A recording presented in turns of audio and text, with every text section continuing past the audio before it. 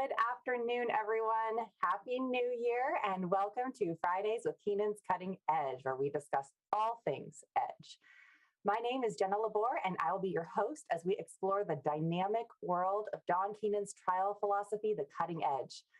Those of you joining us live this afternoon are receiving early bird access to this episode. So you have the opportunity to ask questions and interact with our speaker. If you have a question, please type it into the comments section below and we will be sure to address it.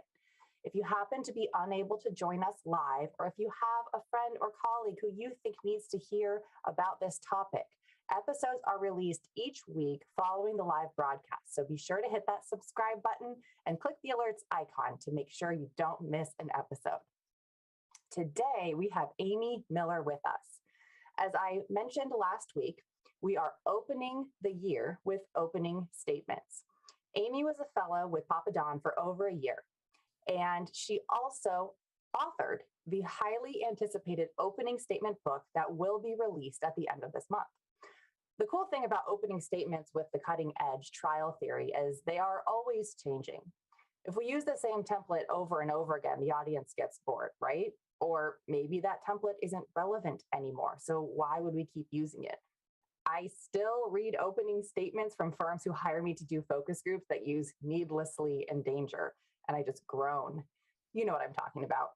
As I've mentioned many times, Papa Don is always making sure he keeps his trial strategy up to date and teaches all of us the most cutting edge techniques. So Amy, tell us what we can expect from the opening statement book. Hi, Jenna, and thank you so much for having me. Happy Friday, everybody, and Happy New Year. So as Jenna said, and is so accurate, since the beginning of my fellowship till now, which has been about 3 years, which is crazy to say, I have kind of watched the opening template shift, had on the ground firsthand experience of watching Papa Don really go through the R&D and figuring out what works and doesn't work.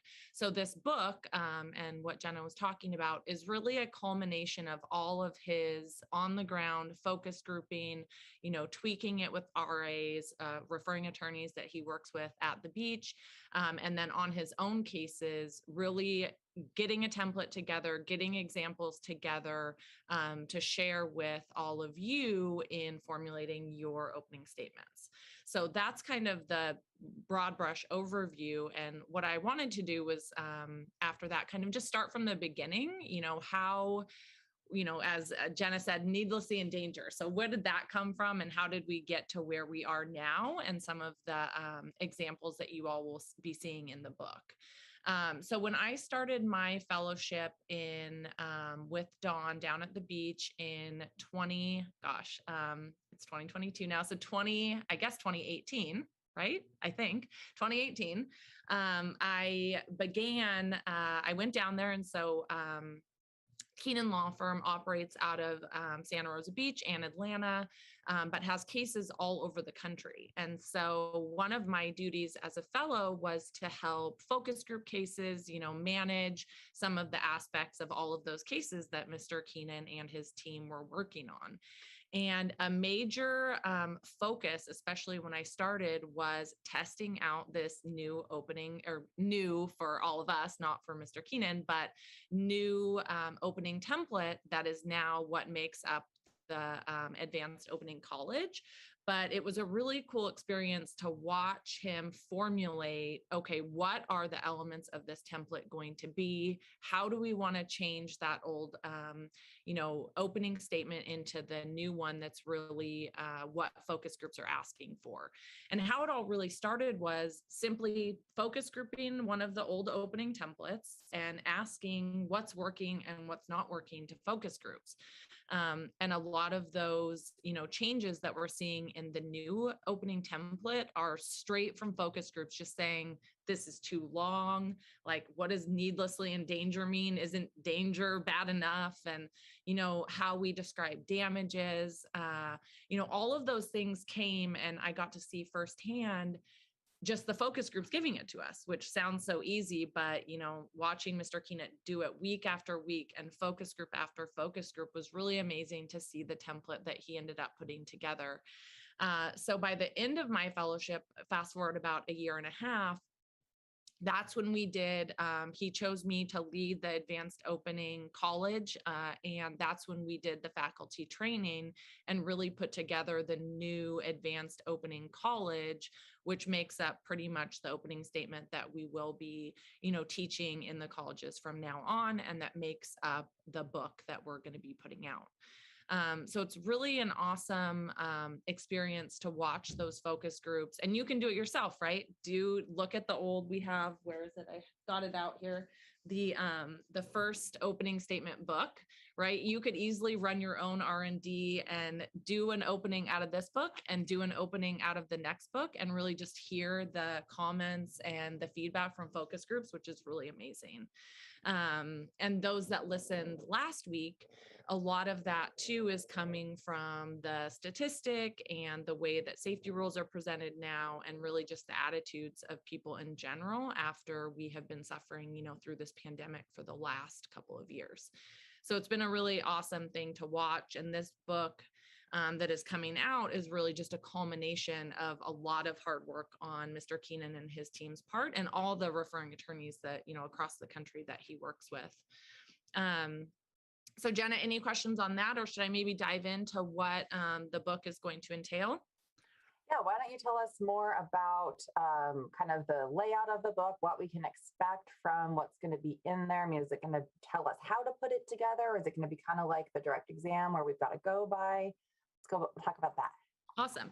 And yeah, that was a big, so when Mr. Keenan first started talking to me about this book and how we wanted to put it together, there was a lot of thought process. Do we want to do it? If anyone's seen the focus group book that we just put out, that was more a how to, like literally, like you could read that if you'd never done a focus group before. I laid it out such that like, this is how you post an ad, all the way till these are the specific questions you ask, because it was really, with focus groups, we want to encourage people and make that really accessible. So that book was very much, although it was online, still, it was a lot different than the direct exam book in that it's like, step 1, step 2, here you go. Like, please do these. This will help you and all of our clients.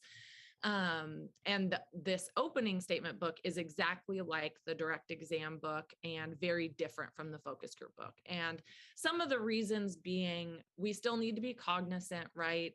We don't want to just give to the other side, our template and exactly what we're going to be saying, in order, just so that they can, know how to attack it or know how to contradict it, if that could work. But, that's a little bit different, something that we don't want to be giving out an exact how to.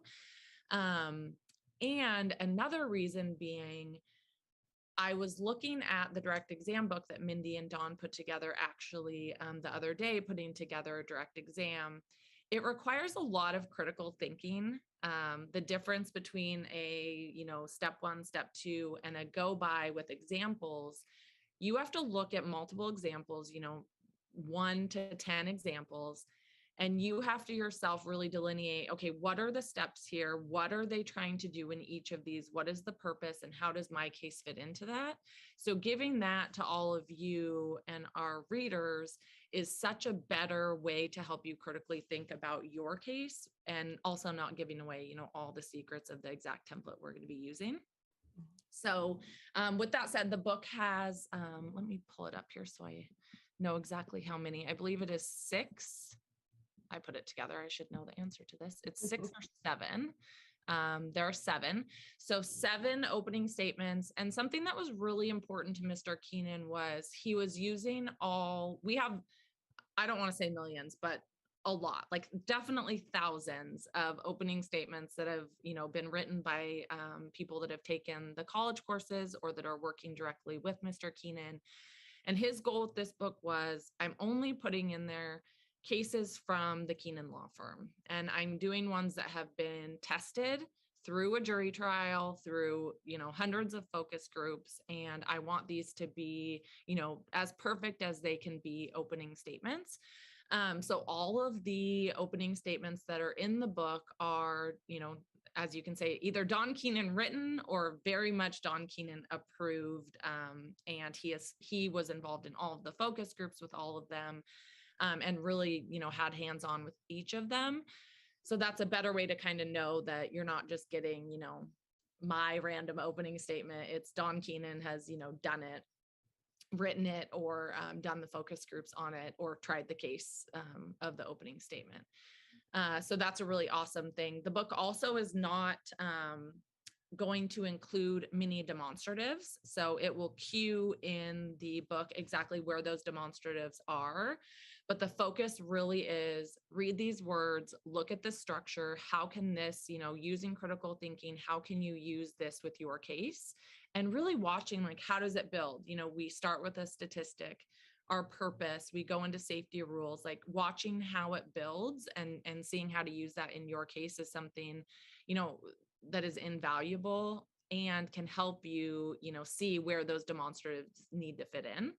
And then it's really tied to, it really just makes you want to go to the Seeing is Believing course, because then you're like, okay, if I'm going to put an MOI here or a timeline here, who can help me do that? And then it really ties into that course nicely to go in, because you don't want people, the consideration there is you don't just want to copy what someone else has done, right? You want to use the critical thinking of let me put my words down, and then what demonstrative is right for my case, not just copying what Jenna wrote or what Mindy wrote in her opening. So I think that was a really good strategic decision on his part to not want to include a lot of demonstratives.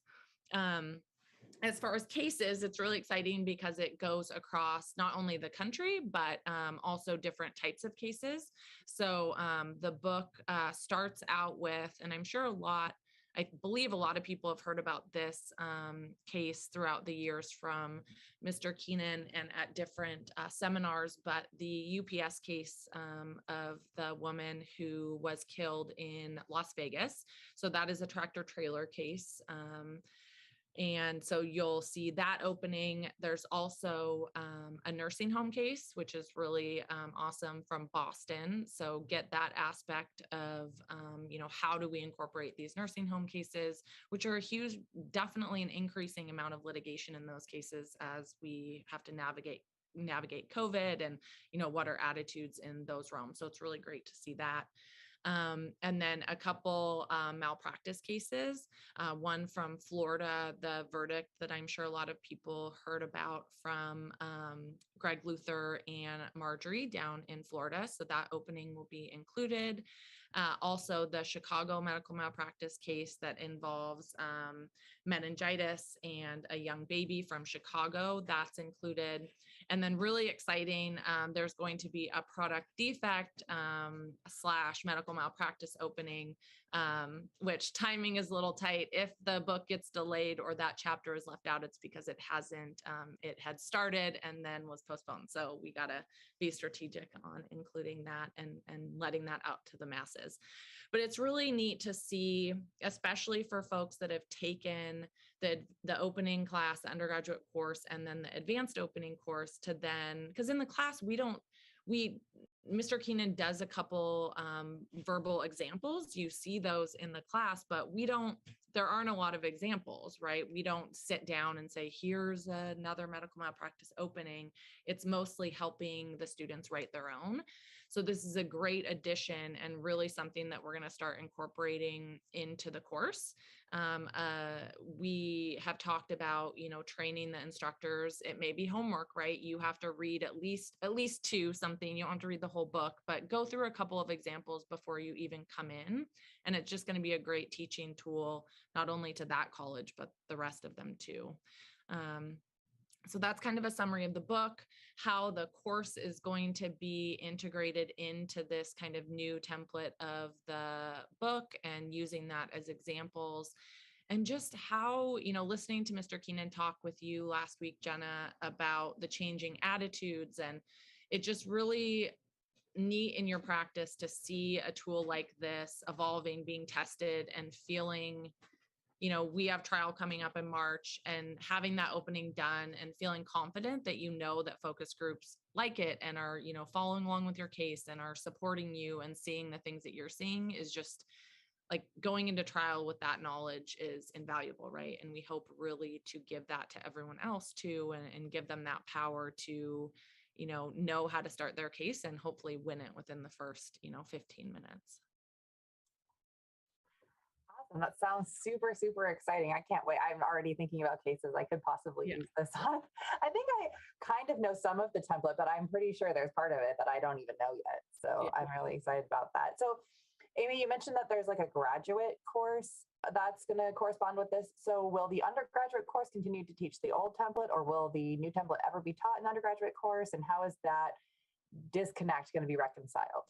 And that's a really good question, and something that a lot of people, we had to take into huge consideration as the college has been kind of evolving, because right now as it stands, and when we started the course, there was the undergraduate opening, obviously, and then we added this advanced opening course that taught this template that we're talking about here, and that's going to be in the book. We've gone back and forth. I mean, I can't even tell you how many video conferences I've been on with faculty and Mr. Keenan and David Hoey and Tony Seaton about, do we need both courses? Do we only need one? And, throughout this process, we've always at the end of every call come to this conclusion that, the undergraduate course is very valuable. It really helps, it's the second course taught in the college if you go in order. And if you're thinking about new attorneys into the edge or brand new attorneys in general, jumping straight into this advanced opening course just didn't make sense as written, as we had it written, because we're talking about focus groups, demonstratives, all of these things that they may not be doing yet, that students or attorneys may not be familiar with. And it just is way over your head where you're not going to get as much value out of it. So the undergraduate opening course still has so much value in what is the purpose, just the background of what are we trying to accomplish here with an opening statement? You just took safety rules, right? You just learned what that is. How do I incorporate that? How do I, even figure out what I want to focus on? So right now, the next advanced opening course is March 23rd and 24th. It's still going to be virtual, but that course is the next one on the books for anyone that wants to take it. And the book will hopefully be all finished with editing and out by then for those taking that course. And we'll have to talk about, I don't know if it's going to be included in the course or if you have to get it, but that's something, watch the listservs, because I'm sure that will be a consideration. If we're going to require it as homework, probably going to need to, provide it. So is it going to be online, or is it? The March 23rd and 24th one will be, I just think, especially with MedMal seminar just being moved virtual, and just with cases now, things are still looking online. So, but that's a really good question about right now. That's the next course. There's no undergraduate opening courses currently being taught, and the plan is to be integrating, right? So that I would really watch the listservs, look forward. We're very much, talking about it, but whatever comes out of it, if there's two courses or just one, they're very much going to be congruent. Brian Sanford is the, faculty leader on the undergraduate course, and we've talked extensively, right, about how does one build off the other, and so students can feel like you're definitely not going to be having any repetition in material, and it's going to be very much like building off one another if we do two separate classes. So yeah, I think the worst thing would be if people felt like they took the undergrad and then they took the grad. They're like, I wasted my time in the undergrad.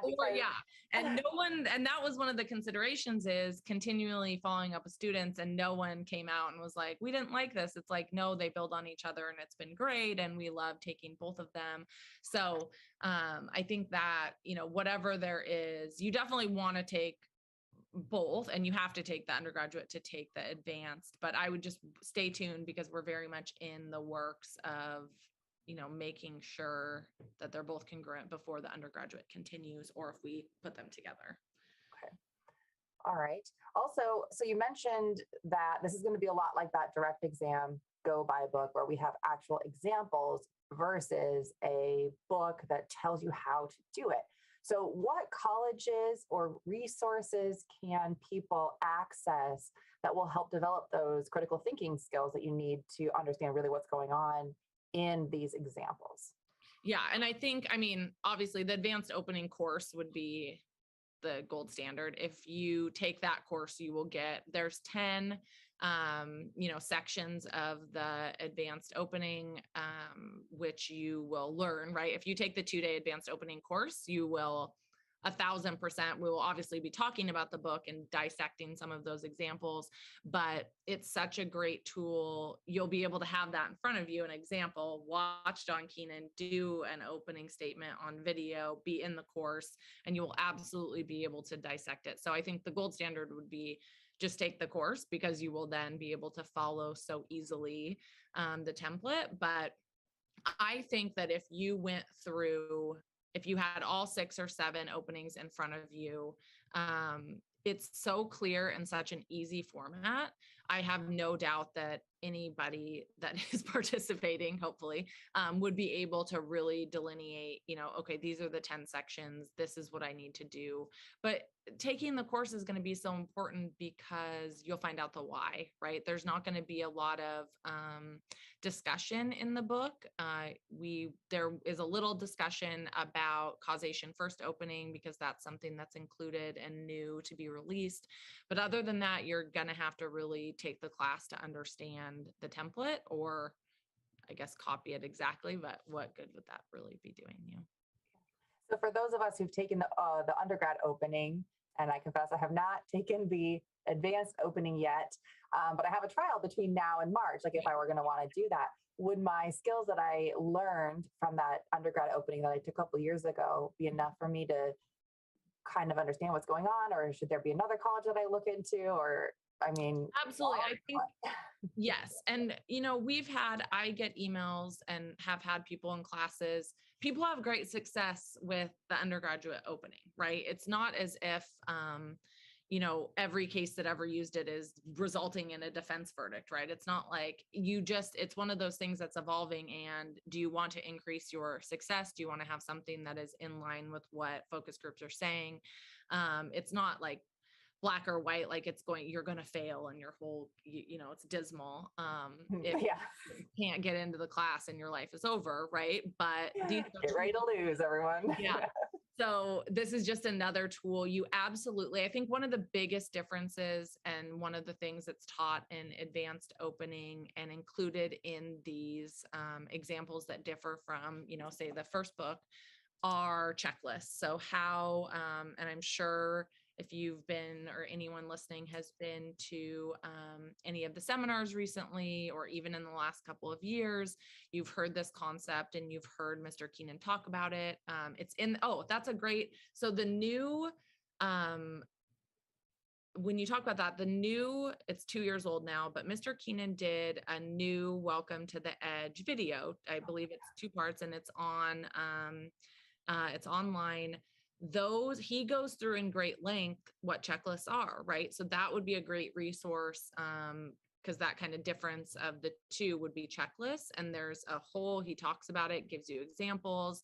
I think it's a piece of widely available information, that whole video, that a lot of people maybe believed was similar to something else, or were like, oh, I don't need to do like a welcome video. That sounds very introductory. And really in there's a lot of good stuff that goes over pretty much the entire concepts of what the edge is, and kind of breaks it down to very basic things of what do I need to be doing when I'm doing discovery or any part of my case, focusing on the system failure, the defendant's acts.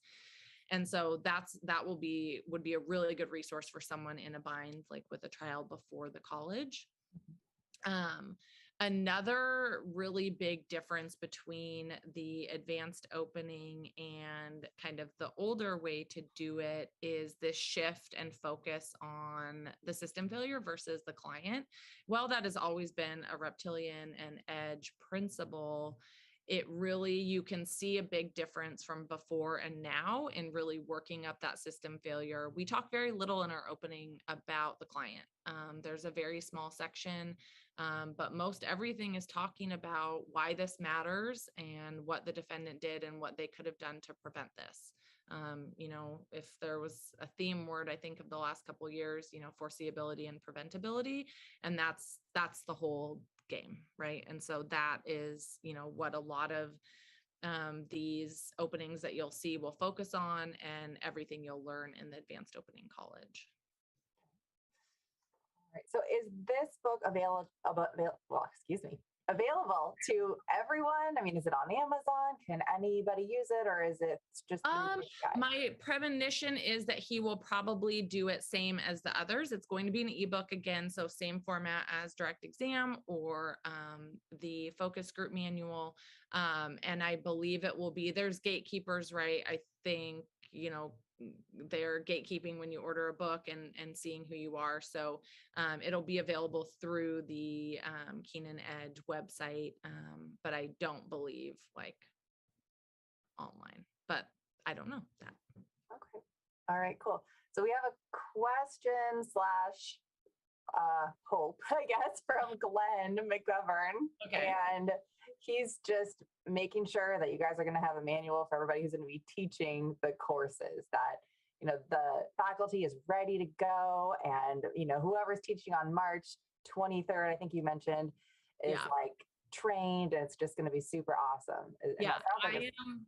Yes. So anytime, we already have our instructors set for March. I think it's myself and I think Marjorie Hoff is teaching with me. I should know that. Yes, it is her. And so, yes, absolutely. Like that will be anytime. And if any changes, and Dawn and I have talked specifically about this, any changes that are going to be made to the undergraduate opening, the advanced opening, at any time in the future, there will be a faculty training before any of that gets rolled out to the public. So rest assured, if there's any instructors listening or hear about it, 1,000% we will do, provide the book, provide any instruction on how, it is used. I literally have like my instructor manual is say this here and here. So nobody will be left not knowing how to teach or what to do. Mm-hmm. Yeah, that's one thing, being faculty myself and teaching a couple of different courses, that I really like about the Edge is it doesn't, you could have a good teacher or a bad teacher, a good professor, bad professor in college, in, law school or wherever. But with Edge, Dawn really tries to make sure that we're all teaching the same thing. So you're getting the same thing and from one to the next, with a little bit, obviously everybody has their own flair, their own personality, but it's a good comfort to know you're getting the information, right? Absolutely. And not like having, it's not that all of us don't have our individual things to add, but that is something that can be done, I think, outside the context of the college. Like say someone meets you as an instructor and can say, hey, what's like, Jenna's opinion on this, instead of everything under the college really is monitored. And I hope people know that it's really monitored and very closely to make sure it's all congruent and everything being taught is approved by, Dawn. And that makes it just much more, you don't want one person saying maybe they have tweaked it in their practice and I might tweak it this way, which is fine. Go off and do what you want, but don't be teaching that and then having things be contradictory or whatnot. So I think that's something that's really great, is that everything, here are the basic steps, and here this is being provided to you in a way that's being provided to everyone, and no like contradictions of, the way it's used in application. Mm-hmm. Mm-hmm. Yeah, that's super. So, Amy, in addition to teaching, I guess, advanced openings, what other courses do you teach that are helpful for developing a foundation for making a great opening and just overall good trial skills? Yeah, I teach advanced opening and then closings. Okay. So closings, that's a 3-day course. And just closing liability. And it is, kind of very similar in the sense, well, of all things Edge, in that it is very template based. And we, really go through hands-on, like get on your feet. This is the template, get up, use your case and do it. And so at the end of both advanced opening and closing, you have a opening written and you have a closing written, right? So if you take those 2 classes a year before trial, you literally have your roadmap and you just have to fill in, right? You have your order of proof already set out from both of those, writing those, and then you just have to fill in the blanks. And so it makes a really nice, if you have made it through the colleges, have done the work, like it really makes an easy template for doing depositions and discovery and knowing what you need and what demonstratives you need and et cetera. So very similar in the sense that they're very template driven. And just, I mean, closing is a phenomenal course, and one that's been, we in the faculty talked about it. It's one that's kind of sad that it's not in person because it is so on your feet and so interactive. Every part of that course is getting up and, giving your closing statement, and but it gives us practice to do it on Zoom. So yeah, I know if you're doing a Zoom trial, you might as well be practicing things practice. on Zoom. Yeah, being interactive. And that's why, I tell people, I've heard a few speakers recently talking about doing Zoom trials and, oh, you can't connect with people on Zoom. And I'm like, well, you're probably not doing enough focus groups then, because you can. I mean, if you do enough, and it's an option, I don't know that it will ever be the same, but it definitely is. You are able, it is a skill that you can learn if you're practicing. And so I just really encourage people to do focus groups, and you can do it, I promise. Yeah, I agree. I mean, doing it virtually has been really interesting because it did in the beginning take some time to figure out how to get people to crosstalk and engage, and because your neighbor isn't just sitting right next to you. And over, the couple of years we've been doing it, I don't know that I would necessarily go back to in person just because it's so convenient for me. I don't have to travel all the way up to Seattle or like in Benton County, right? If you wanted to do one over there, you don't have to fly to the Tri-Cities or. Yeah. So. Well, and people like it. Nobody wants to leave their house, right? Like, maybe somebody does. I don't know anybody that wants to leave their house.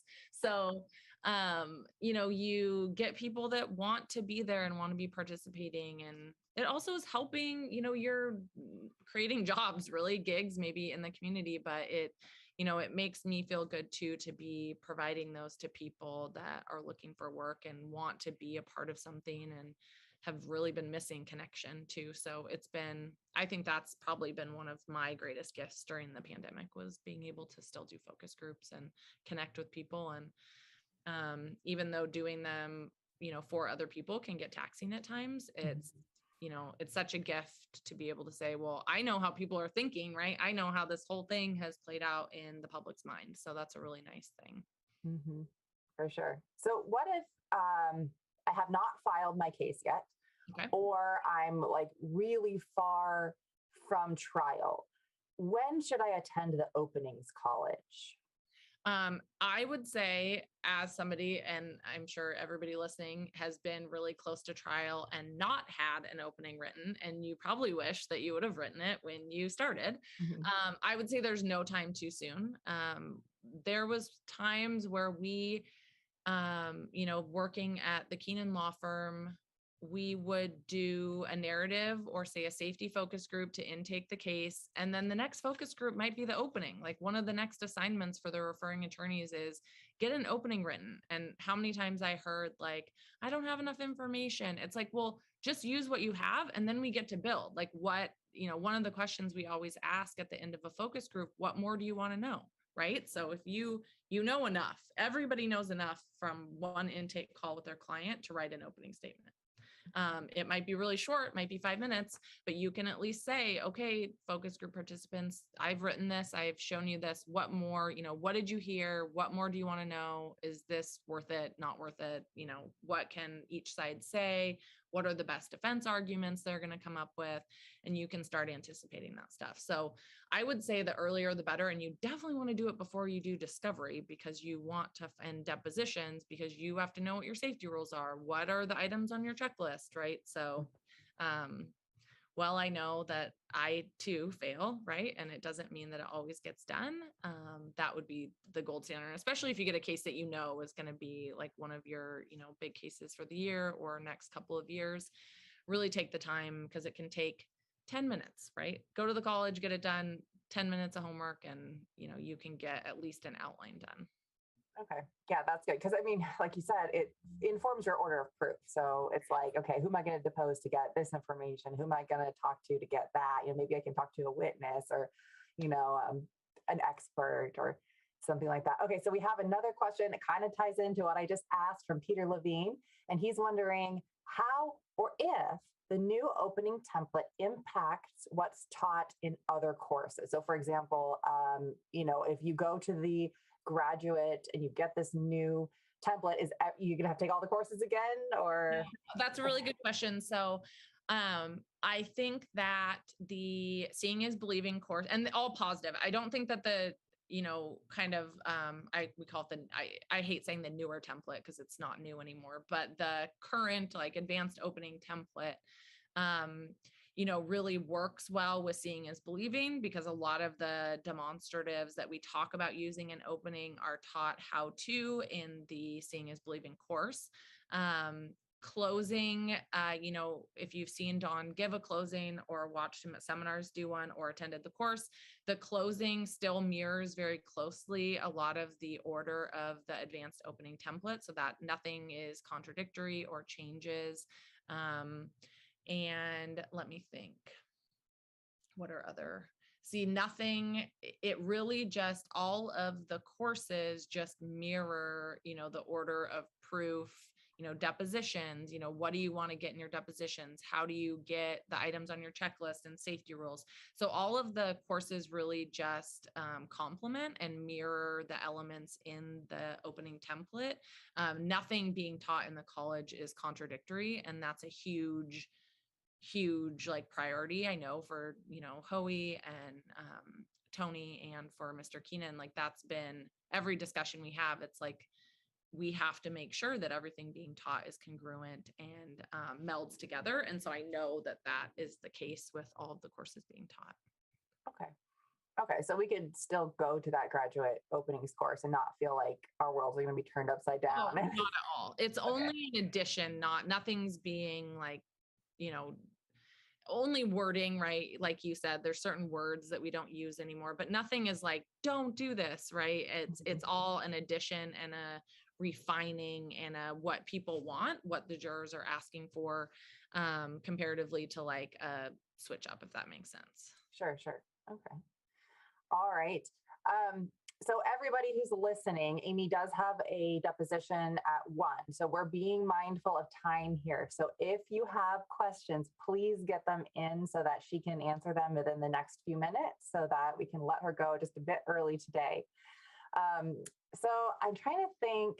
So tell us what the program was like for you when you worked with Papa Don. What was it like being there watching? I know you said it was awesome to be in the soup while they were making this book, but just kind of overall, give a little plug for the fellowship program. Well, it was very, my experience was I worked at a defense firm for a few years. I went straight through law school, very like, nothing too crazy about background. I always knew I wanted to be a lawyer. Did the, what was the first job during 2008 that I could get during the lull in jobs? Did some defense work, and then just knew that that wasn't, I needed, I just at heart a plaintiff's attorney. And so switched sides. And it was great. I worked at, anybody that knows me worked at GLP attorneys, which was awesome, right? Like, I had the opportunity to try cases.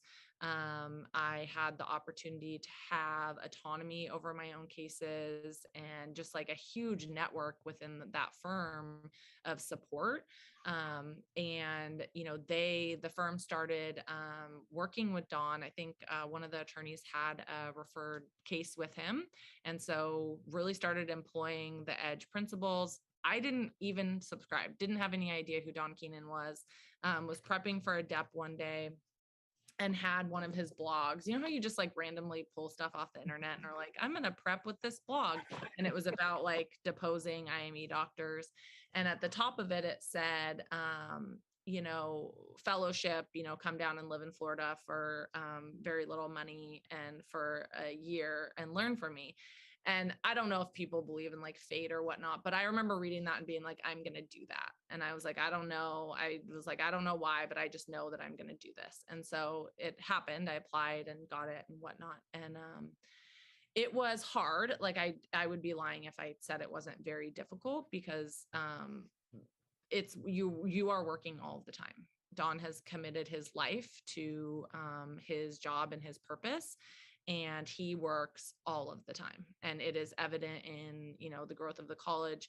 He is involved in everything and does all of this stuff. He's very brilliant. And I think people know that by seeing it, but I don't know that they know, really how hard he works. And it taught me to do that almost to a fault. Like now I just work all the time. So it's like, Oh, no. I work on a laptop now, and bring it with me everywhere. So, I have to learn. It's been a deconditioning of like learning to relax and like sort of thing. But no, it changed my life for sure. Like just focus groups in general and like the opportunity to write books. And, he just gives everyone around him opportunities to not only improve themselves, but then improve the organization and help other people. So I think it's a really amazing gift that he gives to all of us, and gift to be able to do that. Okay, so you don't have to be like in KTI or have taken all the colleges or anything like that to apply for one of these fellowships? No, I literally didn't. I hadn't read one thing.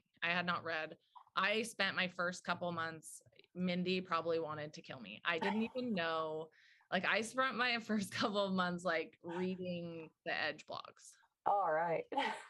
So, oh, Mindy, poor Mindy. She's probably losing her mind. Oh yeah. Like I remember looking back now, I mean, I was like, I didn't know anything. Yeah. Nothing. Okay. That's how I was when I first started as well. I did not know who Don was. I stumbled across like a thing. He actually talked to me on LinkedIn because I went to law school near where that rape trial happened in Boston. Yeah.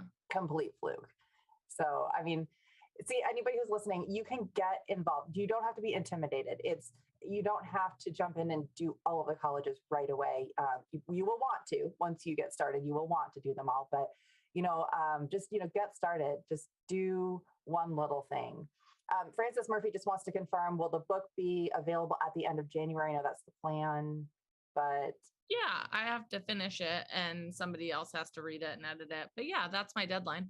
Okay. Okay. So people, I was only a year late on the focus group book, but I actually had to write that whole thing. So it is completed. Yes. Yeah. Okay. Plan on that. So maybe end of January 2022, maybe end of January 2023, or just end of January. No, it will definitely be we will have it done before the next advanced opening class in March. I am positive of that. All right, folks, we have it on record. You can always come back to this if it doesn't happen and hold Amy to her word. So yes. Thank you, Amy, so much for being here today. Thank you for squeezing us in before your deposition this afternoon, and good luck with that. Thank you to all of you who joined us today live for this week's episode of Fridays with Keenan's Cutting Edge. If you liked the episode, please click that thumbs up button and subscribe and sign up for alerts so you don't miss the next one. Next week, we will be hearing from Michael Ryder out of Maryland, who's going to be speaking to us on how to use EDGE in jurisdictions where you do not have attorney-led voir dire. Now, this is a topic that was requested by multiple people on the EDGE listservs. So I think you'll enjoy hearing from Mike on this topic because it is one that a lot of people deal with. And Mike and his law firm have mastered it. So I can't wait to learn more about it with all of you. Have a wonderful weekend, and I'll see you next time.